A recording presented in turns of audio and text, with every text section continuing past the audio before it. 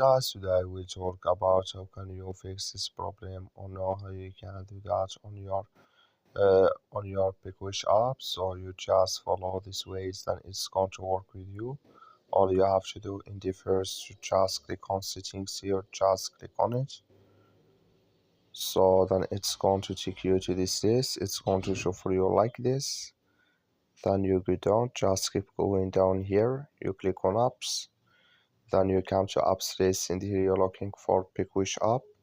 Or just click on search.